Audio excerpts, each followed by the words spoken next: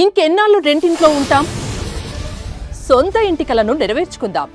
Suman TV biggest property expo October 18th, 19th HSCC Novotel Hyderabad. ఇప్పుడే free entry కోసం call చేయండి. నమస్కారం, మీరు చూస్తుంది సుమన్ టీవీ. నేను మీ కీర్తి. దీపావళి అంటే 5 రోజుల పండుగ. ముందుగా వచ్చే పండుగ ధనత్రయోదశి. మరి ఈ రోజు చేయవలసిన పనులు, చేయకూడని పనులు, ఈ రోజు ఖచ్చితంగా ఇంటికి తీసుకురావాల్సిన వస్తువులు, తీసుకురాకూడని వస్తువులు, ఇలా ఈ పండుగ విశిష్టత గురించి మనకు తెలియజేయడానికి ప్రముఖ ఆస్ట్రాలజర్ బ్రహ్మశ్రీ నందిబట్ల శ్రీహరి శర్మ గురుగారు ఉన్నారు. నమస్తే గురుగారు.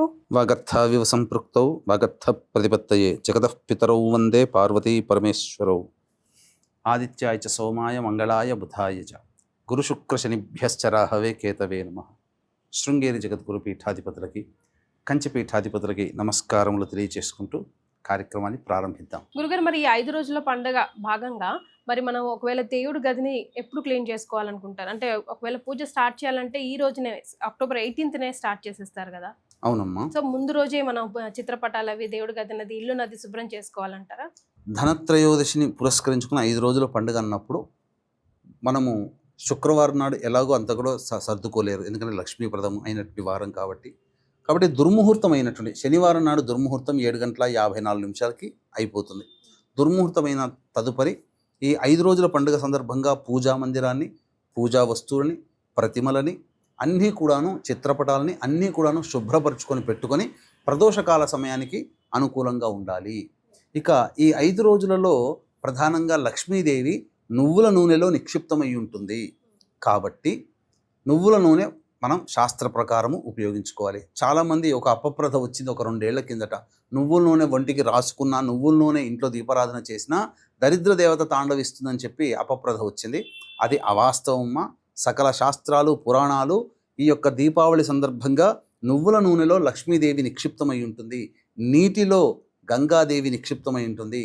ఎక్కడికో నదీ తీరానికి వెళ్ళి స్నానం చేయాల్సిన అవసరం లేకుండా ఇంట్లో ఉన్న నీటిలోనే ఈ 5 రోజుల పాటు స్నానం ఆచరించడం వల్ల గంగా స్నానం ఆచరించినటువంటి ఫలితాన్ని మనం పొందగలుగుతాం. కాబట్టి నిరభ్యంతరంగా నువ్వుల నూనె వాడవచ్చు. నువ్వుల నూనె లేకపోతే ఆవు నేతినైనా కానీ దీపారాధన చేయవచ్చు. ముఖ్యంగా ఈ 5 రోజుల పాటు లక్ష్మీదేవి యొక్క పూజ అనేటువంటిది సాయంకాలము ప్రదోషకాలం అనగా సూర్యాస్తమయం అయిన తర్వాత వృషభ లగ్నం అనేటువంటిది ఉంటుందమ్మా. అంటే వృషభ లగ్నము దేనికనంటే స్థిరమైనటువంటి లగ్నము. అంటే శాస్త్ర ప్రకారం ఉన్న 12 లగ్నాలలో చర లగ్నాలు 4, స్థిర లగ్నాలు 4, ద్విస్వభావ లగ్నాలు 4. కాబట్టి స్థిర లగ్నంలో లక్ష్మీ అమ్మవారిని ఆవాహన చేసి పూజ చేసుకున్నట్లయితే లక్ష్మీదేవి స్థిరంగా ఉంటుంది అని చెప్పి ఈ యొక్క నానుడి ప్రకారమే చాలామంది మార్వాడీలు కానీ, గుజరాతీయులు కానీ, రాజస్థానీయులు కానీ అందరూ కూడా ఆచరించేటువంటి లక్ష్మీ పూజా విధానము ప్రదోషకాలం అవ్వగానే అమ్మవారి పూజ అనేటువంటిది ప్రారంభిస్తారు. కానీ మనకేమో యాంగ్జైటీ ఆగదు. ఎప్పుడు సూర్యాస్తం అయిపోతుందా, ఎప్పుడు చీకటి పడుతుందా, ఎప్పుడు మతాబులు టపాకాయలు కాల్చుకోవాలా అంతా కూడా. కానీ యాంగ్జైటీ అనేటువంటిది తగ్గించుకొని మనం ఎప్పుడు కూడా 9 గంటల తర్వాత కనుక చేసుకున్నట్లయితే ఈ సమయంలో లక్ష్మీ పూజ కనుక చేసుకోవాలమ్మా. చేసుకొని లక్ష్మీ అష్టోత్తరం కానీ, లక్ష్మీ సహస్రనామం కానీ, సర్వదేవకృత లక్ష్మీ స్తోత్రము కానీ, అలాగే ఇంద్రకృత లక్ష్మీదేవి ఉద్భవించి ఇంద్రునికి రాజ్యాధికారాన్ని ప్రసాదించినటువంటి కారణం చేత ఇంద్రుడు సంతోషించి అమ్మవారిని స్తుతించినటువంటి స్తోత్ర రాజము ఇంద్రకృత లక్ష్మీదేవ స్తోత్రము. ఇది కూడా పారాయణం చేసినట్లయితే తప్పకుండా వాళ్ళకి పదవి లభిస్తుంది. లక్ష్మీదేవి అనుగ్రహం వలన వివాహం జరుగుతుంది, ఆర్థిక బాధలు తొలగిపోతాయి, వ్యాపారంలో కష్ట నష్టాలు తొలగిపోతాయి. అంతేకాకుండా ఆనందకరమైనటువంటి దాంపత్య జీవితాన్ని పొందడానికి అవకాశం ఏర్పడుతుంది. అన్నిటికంటే ముఖ్యంగా కలియుగం ధనమిదం మూలం జగత్ కాబట్టి ఈ యొక్క ధనప్రాప్తి విశేషంగా వాళ్ళ ఇంట్లో స్థిర నివాసం ఏర్పరచుకొని లక్ష్మీదేవి అనుగ్రహానికి పాత్రలు అవుతారని చెప్పవచ్చు. అలాగే వీక్షించేటువంటి ప్రేక్షకులు కూడా ఈ యొక్క ధనత్రయోదశి, అంతేకాకుండా ఈ రోజున శని త్రయోదశి కూడా ఉండడము, మరియు లక్ష్మీదేవి యొక్క అమ్మవారి నక్షత్రం ఉత్తర నక్షత్రం కూడా ఉండడం, ఈ కారణం చేత మేష, మిథున, కర్కాటక, సింహ, కన్య, వృశ్చిక, ధనస్సు, కుంభ, మీన రాశిలో జన్మించినటువంటి వారికి శనిదోష నివారణ హోమాలు, అఘోర పాశుపత మంత్ర హోమాలతో పాటుగా ఈ రోజున ధనత్రయోదశి కాబట్టి లక్ష్మీ కుబేర హోమము మరియు రుద్రహోమం అనేటువంటిది జరిపించి శక్తిపాతం చేసినటువంటి కరుంగలి మాల ఇవ్వడం జరుగుతుంది. ఈ శనికి సంబంధించిన వృక్షము జమ్మి చెట్టు. ఈ జమ్మి వృక్షం నుంచే కరుంగలి మాలని తయారు చేస్తారు. కాబట్టి ఈ రోజున ఎవరైతే కరుంగలి మాలని అమ్మవారి అనుగ్రహం చేత శక్తిపాతం చేసుకొని పొందుతారో వాళ్ళకందరికీ కూడా ఆ శనీశ్వరుని యొక్క దివ్యానుగ్రహం వలన సమస్తమైనటువంటి కోరికలు నెరవేరి పాజిటివ్ ఎనర్జీతో ఉంటారని చెప్పవచ్చు. వీటి వివరాలు కార్యక్రమ తదనంతరం కాంటాక్ట్ చేసి తెలుసుకోవచ్చు.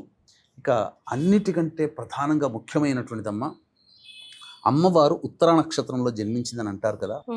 ఈ ధనత్రయోదశి ఉత్తరా నక్షత్రంతో కలిసి రావడం అనేటువంటిది చాలా విశేషం.